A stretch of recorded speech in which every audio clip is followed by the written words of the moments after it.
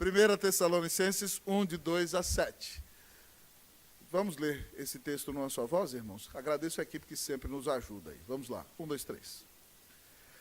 Damos sempre graças a Deus por todos vós, mencionando-vos em nossas orações, e sem cessar, recordando-nos diante do nosso Deus e Pai, da operosidade da vossa fé, da abnegação do vosso amor e da firmeza da vossa esperança em nosso Senhor Jesus Cristo, reconhecendo, irmãos amados de Deus, a vossa eleição, porque o nosso evangelho não chegou até vós tão somente em palavra, mas sobretudo em poder no Espírito Santo e em plena convicção, assim como sabeis ter sido o nosso procedimento entre vós e por amor de vós. Com efeito, vos tornastes imitadores nossos e do Senhor, tendo recebido a palavra, posto que em meio de muita tribulação, com a alegria do Espírito Santo, de sorte que vos tornastes o modelo para todos os crentes na Macedônia e na Acaia. Oremos ao nosso Deus. Pai, ser propício a nós, pecadores, ser propício a mim, pecador, ó Deus. Pai, nós estamos vazios de justiça própria. Nós não somos nada diante do Senhor. E a tua palavra diz, ó Deus, Senhor, se observares iniquidades, quem, Senhor, subsistirá? Mas a tua palavra diz que contigo está o perdão, para que te temo. Então, Deus, tem misericórdia de nós. Ó Deus, lava-nos do sangue do Cordeiro. Que nada nos separe do Senhor nesta noite. Tivemos uma manhã abençoadíssima aqui. E agora, findando o dia, nós estamos te adorando, ó Deus. Nós fomos criados para a tua glória. E nós só o fazemos porque temos a certeza de que somos aceitos. Porque a tua misericórdia se renova sobre nós a cada manhã. Porque somos lavados no sangue do Cordeiro. Então, Deus, clamamos ao Senhor que enquanto ouvirmos a exposição das Escrituras, o Senhor nos fale poderosamente a alma. Que o Senhor nos encha do Espírito do Senhor. Que o Senhor transforme a nossa vida.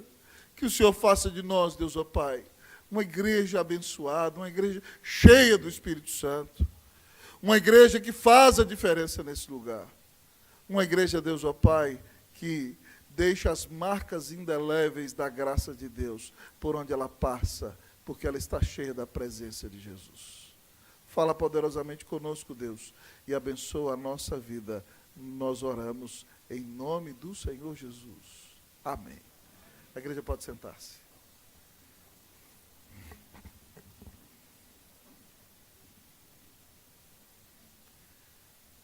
Eu fico me perguntando, queridos amigos e irmãos, o que dirá uma pessoa que entra pela primeira vez na Igreja Presbiteriana Unida de São Paulo? O que dirá uma pessoa que congregou conosco durante um tempo e teve que mudar-se de São Paulo para outra cidade, para outro estado, para outro país? Qual é o testemunho que nós temos dado como igreja neste tempo para a honra e para a glória do nome de Jesus? Uma das grandes alegrias que temos tido, amados irmãos, com as pessoas que temos recebido nos últimos tempos, é que muita gente que chega no conselho da igreja diz, eu fiquei na Unida por causa do abraço, porque a Unida é uma igreja amorosa, porque é uma igreja que abraça, que acolhe, que nos colocou para dentro, e hoje é a nossa família. Nós clamamos a Deus, amados irmãos, que todas as pessoas que entrarem em contato conosco e tiverem um relacionamento com qualquer membro, ou com a Igreja Presbiteriana Unida de São Paulo, saiam daqui dando um excelente testemunho, porque Jesus está em nosso meio, sua palavra nos transforma, e sua presença é perceptível entre nós. Que Deus faça de nós uma igreja abençoada e inesquecível para todos aqueles que têm contato conosco. Nesse texto que agora lemos, amados amigos e irmãos, nós encontramos o apóstolo Paulo na cidade de Corinto. No final da sua segunda viagem missionária, Paulo plantou a igreja de Tessalônica em sua segunda viagem missionária. E foi um momento de um grande mover do Espírito Santo. Em 3 fins de semana que Paulo passou em Tessalônica, ele abriu as Escrituras, pregou na sinagoga e Deus converteu dezenas, centenas de pessoas. Foi impactante a permanência dele ali. E ele pregou com tanto poder, que no primeiro momento os judeus o convidaram para pregar na sinagoga. Mas foi tão impactante a sua mensagem, que não somente os judeus vieram escutá-lo, mas toda a cidade de Tessalônica veio escutar Paulo. O trânsito parou na porta da sinagoga. E os judeus ficaram morrendo de ciúmes, porque nunca a cidade tinha ido ouvir um pregador pregar com tanto poder do Espírito como o apóstolo Paulo. E a situação foi tão terrível, que depois de 3 semanas Paulo foi enxotado dali, a ponto de quase perder a sua própria vida. Mas mesmo que Paulo tenha ficado ali somente 3 semanas, a igreja de Tessalônica nasce forte, nasce viva, nasce cheia do Espírito Santo. Paulo saiu de Tessalônica, passou em Bereia. Os judeus de Tessalônica ficaram tão irados que foram até Bereia perseguir Paulo. Então Paulo sai de Bereia e vai para Atenas, uma viagem de mais de 500 quilômetros a pé. Então, em Atenas, ele prega uma mensagem maravilhosa no Areópago, prega na sinagoga para os religiosos, prega na praça para o povão, e no Areópago, na colina de Marte, ele prega para os filósofos, mostrando que Deus é o Deus criador, o Deus da providência, o Deus que salva. E de lá ele vai para Corinto, onde passa 1 ano e meio, é o segundo lugar em que ele passa mais tempo. E quando Paulo está em Corinto, no ano 51 depois de Cristo, pouco tempo depois de plantar a igreja de Tessalônica, ele escreve essa carta para eles. E Paulo diz para eles o seguinte: eu não paro de pensar em vocês. Ele usa aqui no versículo 3 o verbo recordando. Vocês não saem da minha cabeça. Paulo diz para a igreja de Tessalônica que para ele ela é uma igreja inesquecível.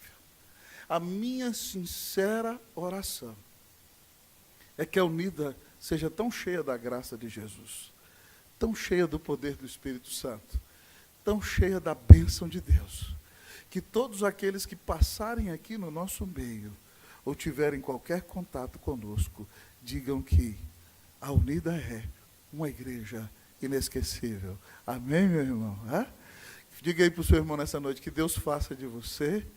Fala para ele, vamos lá, acorda, vamos lá? Que Deus faça de você o membro de uma igreja inesquecível. Amém. Que Deus faça de você um cristão inesquecível, para a glória de Deus. Ao olharmos para o texto da palavra nessa noite, nós aprendemos, em primeiro lugar, que uma igreja inesquecível é uma igreja digna de gratidão. Uma igreja inesquecível, uma igreja digna de gratidão. Repita comigo, igreja, vamos lá. Uma igreja inesquecível é uma igreja digna de gratidão. Vamos ler versículos 2 e 3. Eu leio o 2, vocês o 3. Damos sempre graças a Deus por todos vós, mencionando-vos em nossas orações sem cessar. Vocês.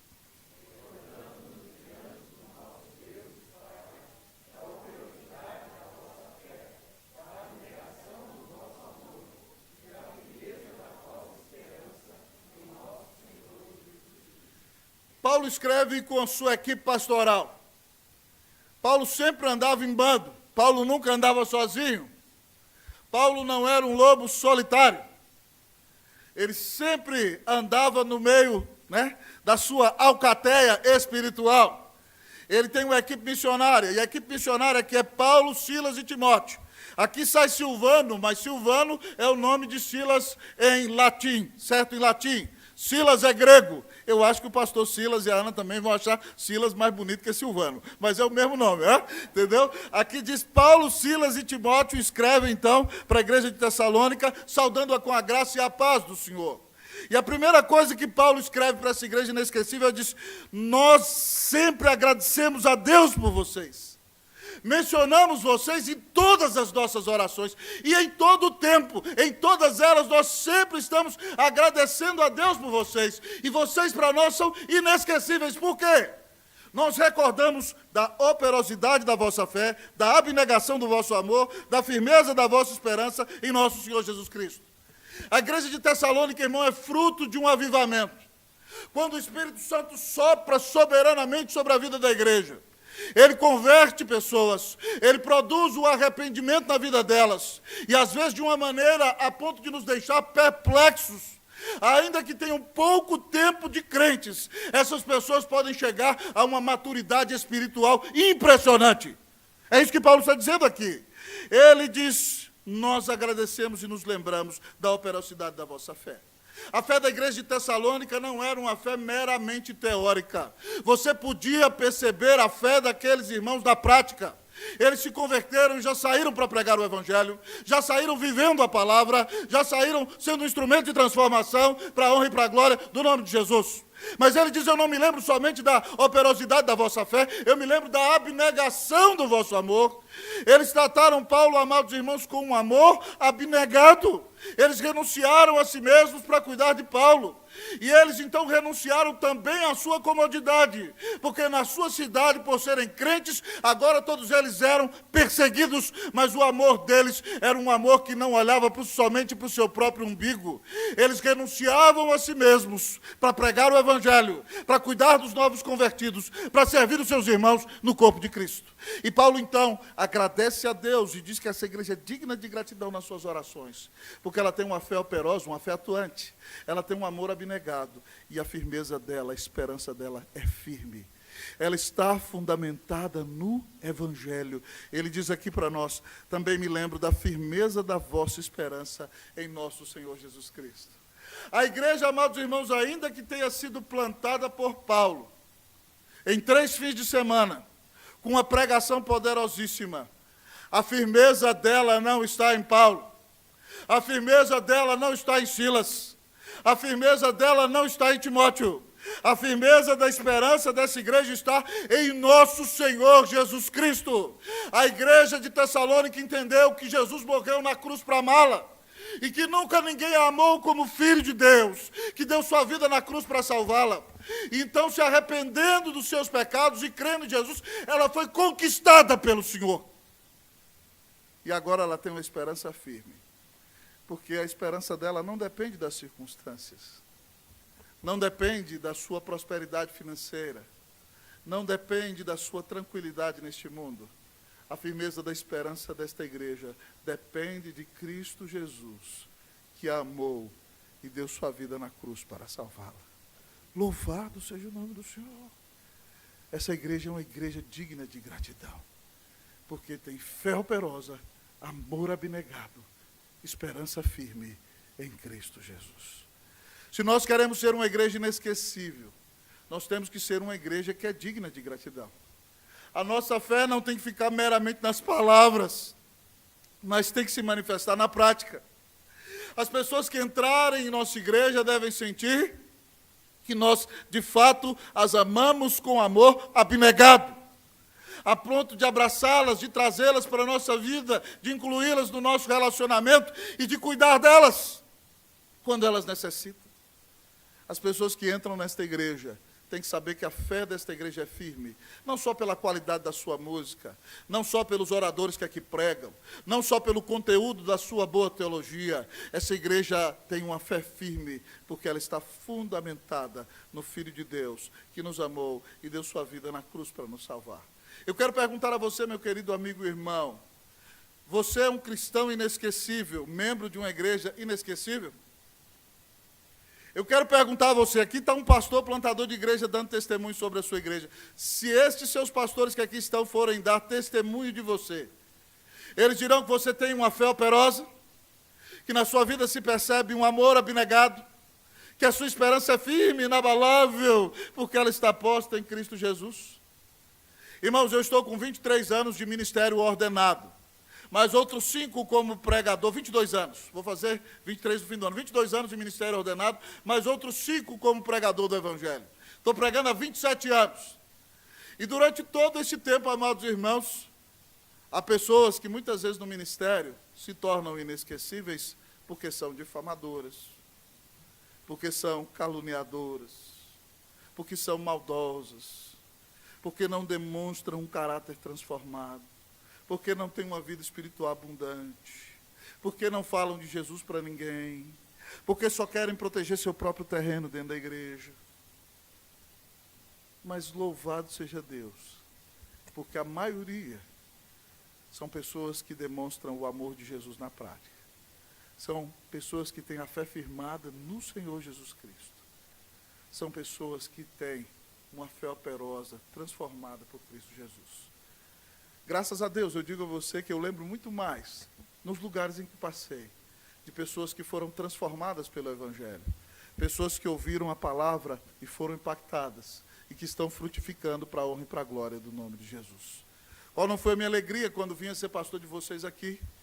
Quando ouvi um diácono de 60 anos, na igreja em que nós passamos 10 anos, para a glória de Deus, ele disse: pastor, nesses 10 anos eu aprendi mais da Bíblia do que nos outros 50 anos que eu era crente. Isso é motivo de grande gratidão. Você ver alguém crescendo espiritualmente, ter a vida transformada, ter a vida consagrada, alguém que parou, sentou-se, ouviu, foi transformado e hoje prega para outros, para a honra e para a glória do nome de Cristo Jesus. Ah, meu querido amigo e irmão, eu espero sinceramente que meus pastores se lembrem de mim com gratidão, vendo que o ministério que eles tiveram na minha vida, o evangelho que eles pregaram para mim, o discipulado que eles fizeram na minha vida, o investimento deles em mim, não foi em vão. Eu espero sinceramente que eles possam dizer: graças a Deus, investimos naquele moço e a vida dele foi adiante para a honra e para a glória do nome de Jesus. Ah, meu querido amigo e irmão, no século XIX, um moço do interior saiu da sua cidade pequenininha nos Estados Unidos e foi para a região de Boston. E começou a ser discipulado por um homem chamado Edward Kimball, da igreja congregacional. E Edward Kimball tinha recebido do seu pastor e da sua igreja a responsabilidade de evangelizar uma região da cidade, com o objetivo de plantar uma igreja. E ele evangelizou durante um ano e ninguém se converteu. Só uma pessoa veio se converter. Então, quando chegou na reunião do seu concílio, que ele foi dar o relatório: nós investimos você o ano inteiro, rapaz, você não fez nada, ninguém se converteu. Ele falou assim: gente, eu preguei para todo mundo, mas tem um moço lá que eu estou pregando para ele. E eu tenho esperança de que, se ele vier a receber a Jesus, a vida dele vai ser uma bênção nas mãos do Senhor. Pouco tempo depois, no fundo da sapataria do seu tio, Moody recebe a Cristo Jesus como seu único Senhor e Salvador. Naquele ano, Edward Kimball não ganhou ninguém, ganhou só Moody. Mas Moody depois ganhou mais de 500.000 pessoas para Jesus. Talvez você diga: pastor, eu tenho tentado, eu tenho falado para tanta gente. Não importa, meu irmão. Deus vai chamar os eleitos. Deus vai fazer com que frutifiquem aqueles que Ele deseja. Continue fazendo o seu trabalho, que você continue plantando a semente, para depois você possa dizer: tem um lá, que eu acho que vai dar fruto, para a glória de Deus. Certamente Kimball agradeceu durante toda a sua vida pela vida de Moody, que foi um instrumento para ganhar milhares de almas para Cristo Jesus. Como as pessoas vão se recordar de nós? Como os seus pastores, os seus presbíteros atuais vão se recordar de você? Eu espero sinceramente que as pessoas se recordem de mim, agradecendo a Deus pela graça do Senhor Jesus na minha vida. Amém, meu irmão? Espero sinceramente que seja assim também na sua vida, em nome de Jesus. Que Deus faça de nós cristãos inesquecíveis, membros de uma igreja inesquecível. Uma igreja inesquecível é uma igreja digna de gratidão. Mas talvez você me pergunte: pastor, o que caracteriza uma igreja inesquecível? Uma igreja inesquecível é uma igreja eleita. Uma igreja inesquecível é uma igreja eleita. Vou perguntar: igreja bíblica unida e relevante, qual é a segunda característica de uma igreja inesquecível? Uma igreja inesquecível é uma igreja eleita. Eleita. Vamos ler versículo 4 e 5. Todos juntos, vamos lá? Reconhecendo, irmãos amados de Deus, a vossa eleição, porque o nosso evangelho não chegou até vós, tão somente em palavra, mas sobretudo em poder no Espírito Santo e em plena convicção, assim como sabeis ter sido o nosso procedimento entre vós e por amor de vós. Ah, meus queridos amigos e irmãos, as pessoas que não creem nas doutrinas da graça, nem na doutrina da soberania de Deus, dizem, essa doutrina da predestinação é doutrina maldita. Porque se Deus predestinou, para que eu vou evangelizar? Só que quem fala assim não entendeu a mensagem da Bíblia. Deus escolheu e Deus predestinou. Mas Deus predestinou os fins e os meios. O que significa isso? Ele escolheu salvar os seus eleitos por meio da pregação do Evangelho. E eu não sei quem são os eleitos, você não sabe. E porque nós não sabemos, nós então temos que pregar para todo mundo. Se você pregar para 0 pessoas, 0 vai se converter. Até na evangelização, matemática funciona. Se você pregar para 10.000 e dentre eles 1.000 forem eleitos, Deus vai converter os eleitos, mas Deus vai usar a pregação do Evangelho. Então não fique se preocupando, não, esse aqui tem cara de crente. Não, muitas vezes você vê alguém chegar na igreja bonitinho, cheirosinho, arrumadinho, com um sorriso assim, colgate, chega a brilho assim, você fala, esse aí só falta ser crente. Falta tudo! Se falta ser crente, falta tudo. Aí chega um doidão assim, cabelo skinhead, brinco assim de todo lado, até dentro do olho se brincar, você fala, meu Deus, esse aí não tem esperança nenhuma. De repente o Evangelho entra na vida desse. E ele é totalmente transformado. Irmãos, eu me lembro como se fosse hoje. Uma mulher lá no Chile, era funcionária da TVN, era a Globo do Chile. Muito zen, muito espiritualista, foi convertida na igreja. Vinha assim um estilão Nova Era, né? Quase ficava na yoga dentro do culto. Era zen. E ela veio para a igreja, e aí precisou de alguém para discipular. Minha Cleuzinha discipulava ela. Ela ia lá para casa uma vez por semana. E aí Cleuzinha sentava, estudava a Bíblia com ela, e ela começou a ir com os meninos. O mais velho se tornou logo um trator, um evangelista, né? Alguém é um pastor hoje, mas o segundo irmão, você olhava para ele e você fala assim, esse aí fumou todas antes de vir para o culto, cheirou todas, ele via assim, tinha brinco até onde você não imaginava. E você falava, esse moço aí não vai dar em nada. Pois o moço foi convertido, irmãos. Deus mudou a vida dele. E ele, hoje, numa igreja, num estilo mais alternativo, que era o estilo dele, é um líder, é um pregador, é um pastor, está ganhando gente para Jesus. É Deus quem sabe quem ele vai converter. Então, presta atenção, meu professor, reverendo George Canelhas, que foi pastor nesta Igreja Unida, durante 5 anos, pastor da juventude nessa igreja, falava assim, filho, você não é do departamento de admissão. Você é do departamento de divulgação. Pare de botar rótulo na testa, achando quem vai converter ou não. Prega para todo mundo. É Deus quem vai decidir quem ele vai converter ou não. E quando a pessoa é convertida, quando ela é eleita, você percebe a transformação que o Espírito Santo faz na vida dela. É isso que Paulo está falando aqui. Nós reconhecemos, irmãos amados de Deus, a vossa eleição. Nós não escolhemos, é Deus que escolhe. Mas quando alguém é eleito e se converte a Cristo Jesus por causa da obra poderosa do Espírito Santo na vida dessa pessoa, nós somos obrigados a reconhecer que elas foram escolhidas por Deus antes da fundação do mundo para receberem a salvação pela graça mediante a fé em Cristo Jesus. E Paulo diz, nós reconhecemos, irmãos amados de Deus, vocês são amados por Deus, meus irmãos queridos. Paulo está aqui quase, meus queridos, vocês são amados por Deus. Nós reconhecemos a eleição de vocês.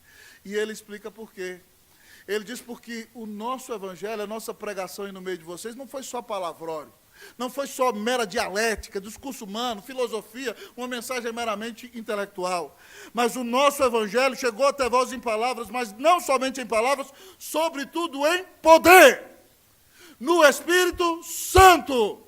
Querido amigo e irmão, as pregações de Paulo eram caracterizadas pela manifestação poderosa do Espírito Santo. É por isso que Paulo prega um sábado na sinagoga e no outro sábado a cidade inteira vem ouvir, porque parece que Deus abre os céus e desce quando ele prega.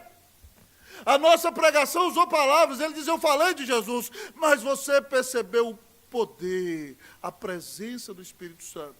E nós pregamos em plena convicção. Nós não pregamos o evangelho como quem pede desculpas.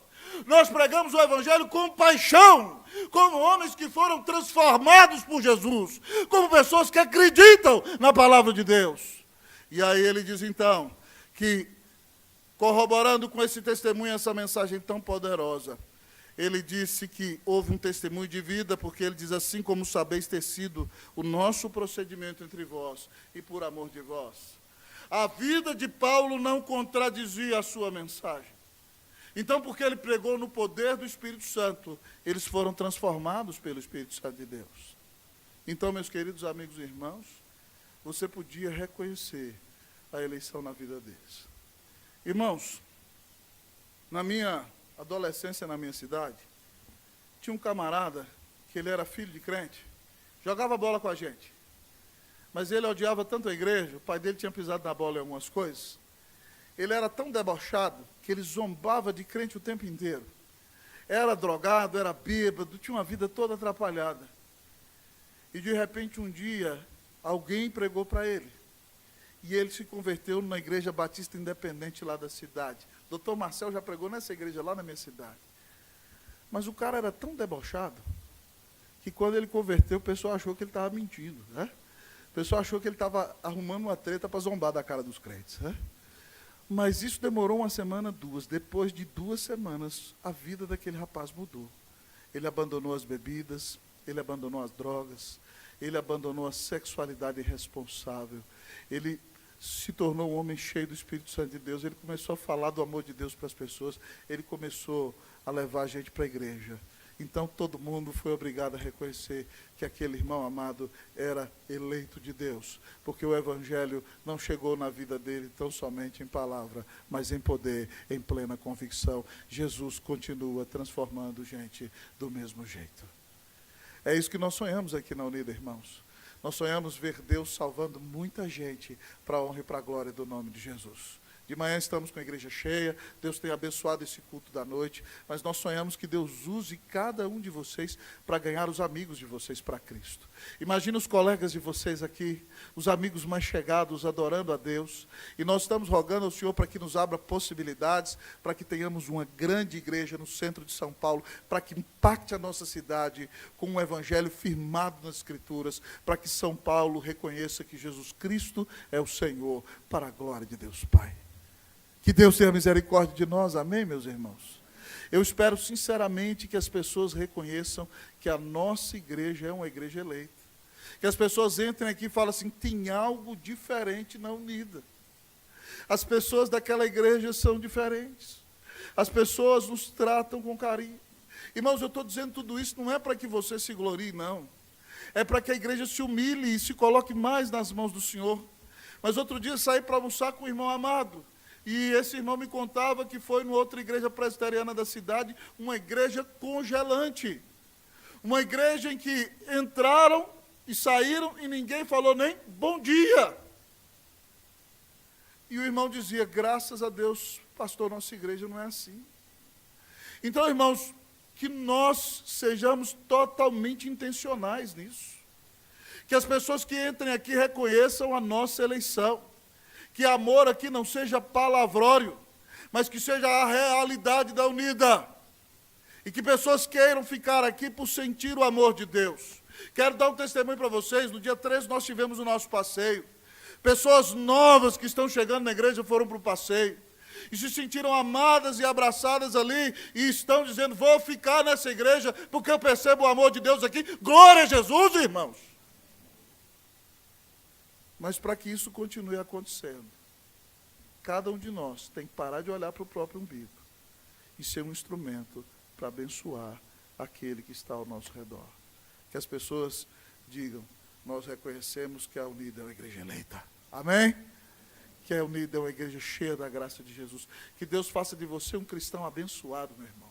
Que quando alguém passar daquela porta, você abençoe a vida daquela pessoa e ela não tenha como sair daqui, porque a graça de Jesus está neste lugar. Louvado seja o nome do Senhor. Que Deus faça de nós crentes inesquecíveis, membros de uma igreja inesquecível, para a honra e para a glória do nome de Jesus. Amém! Ainda bem que eu só vou pregar 3 pontos, né? Se fosse 6 ia demorar muito. Uma igreja inesquecível. É uma igreja digna de gratidão, é uma igreja eleita.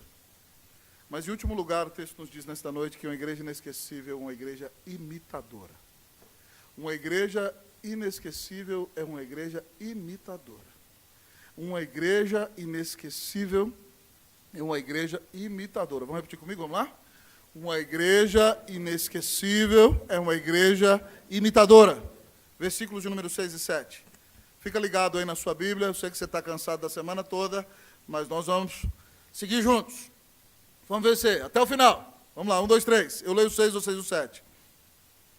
Com efeito, vos tornastes imitadores nossos e do Senhor, tendo recebido a palavra, posto que em meio de muita tribulação, com a alegria do Espírito Santo, vocês...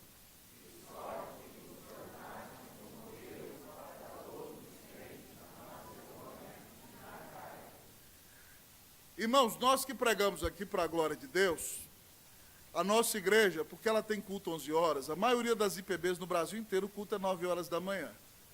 Então, eu recebo mensagem de dezenas de pastores que dizem, eu participo do culto da Unida todo domingo. Eu viajo pelo Brasil e diz, pastor, eu sou sua ovelha. Eu falei, uau, que ovelha é essa que eu não conheço? Né? E aí a gente vai por alguns lados. Outro dia eu viajei para o interior, aí um presbítero disse assim, pastor, eu gostei de um sermão seu, do Salmo 26, 126. Peguei o sermão, copiei e preguei. Só que eu dei uma melhoradinha, tá bom, reverendo? Eu falei assim, tá bom, irmão. Pode melhorar quantas vezes quiser. Mas graças a Deus há pessoas de olho na nossa igreja.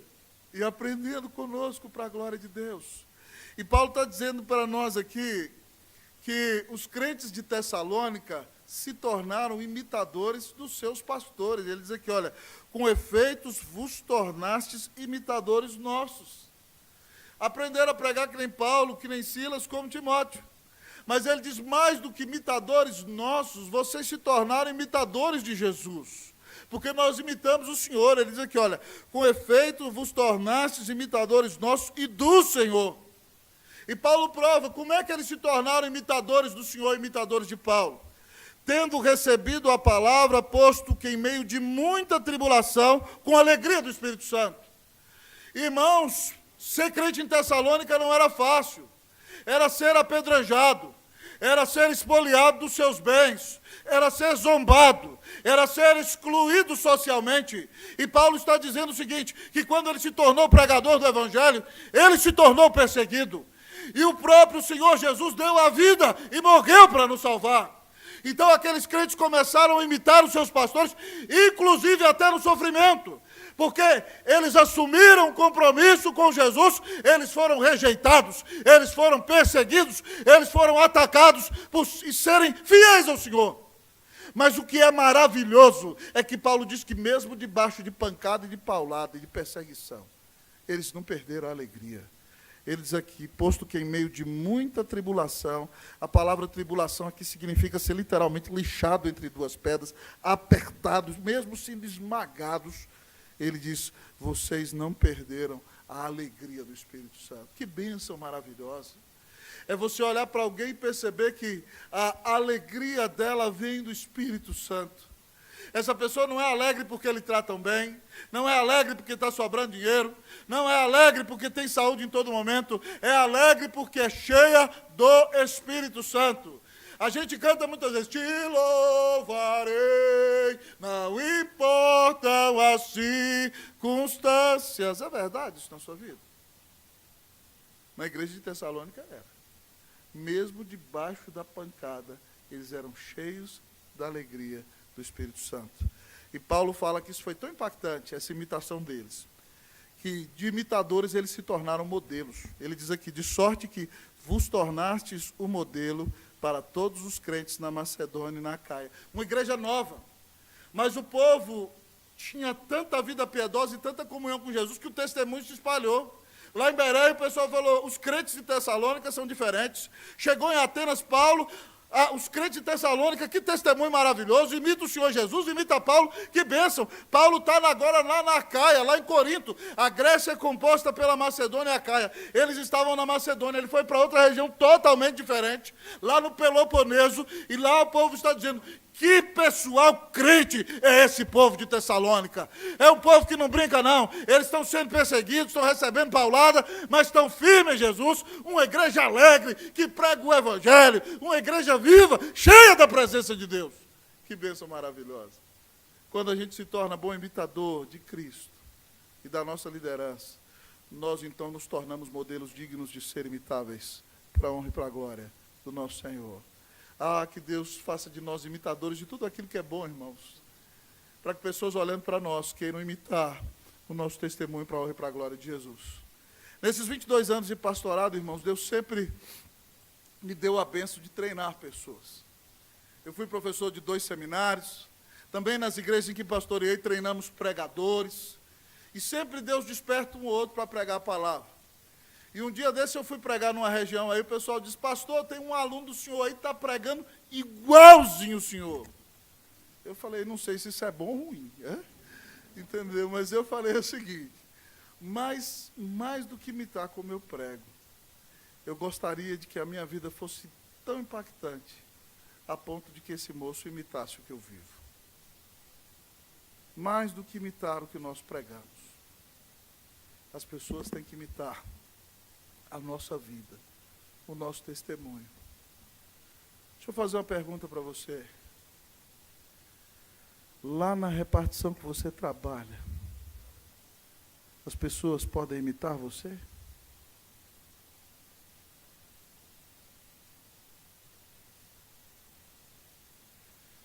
Lá no seu trabalho, seus colegas dizem: uau, essa pessoa é diferente. Ela tem Cristo na vida dela.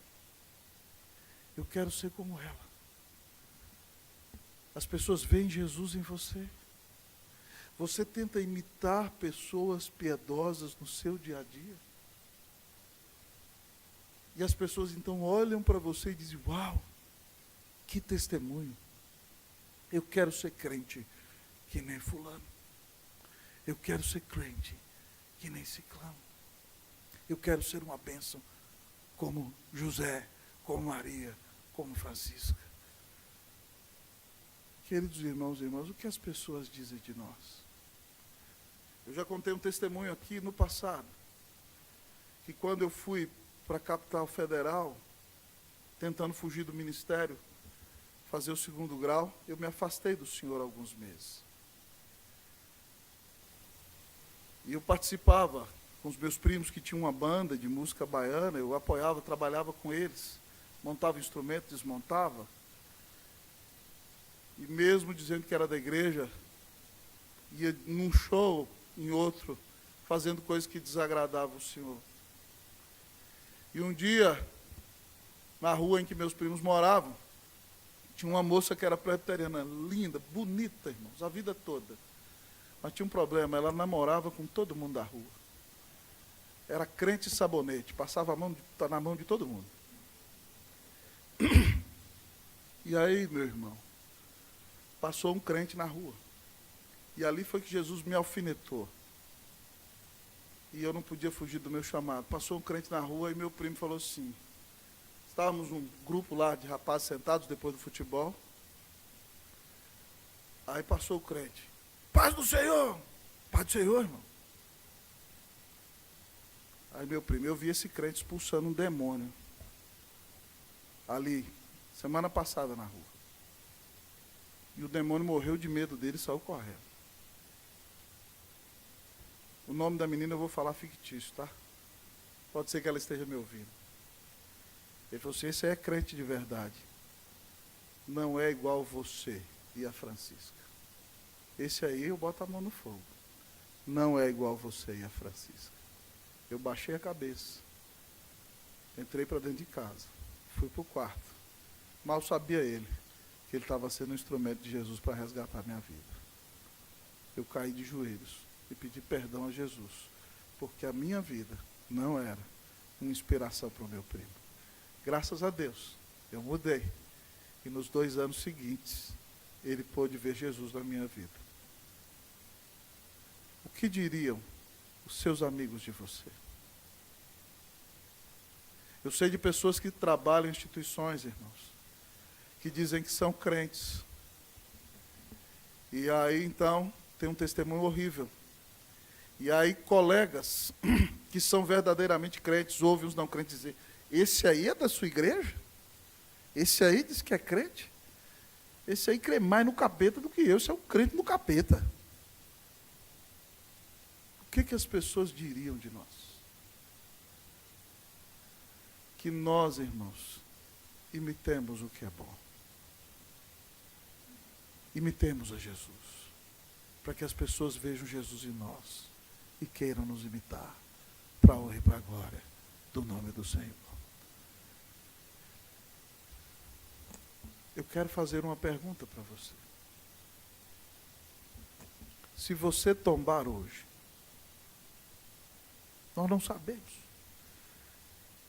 Eu posso, daqui 5 minutos ali fora, ter um ataque cardíaco fulminante para a glória. Eu posso dormir lá em casa hoje à noite e não abrir mais os olhos, abrir na presença de Jesus. Se nós tombarmos hoje, o que as pessoas que estão perto de nós dirão do nosso testemunho? O que o seu cônjuge dirá de você? O que os seus filhos dirão de você? O que os seus colegas de trabalho dirão de você? O que os seus irmãos da igreja dirão de você? O que a sua liderança espiritual vai dizer de você? Eu espero, sinceramente, que você seja um cristão inesquecível pelo bom testemunho que tem, para a honra e para a glória.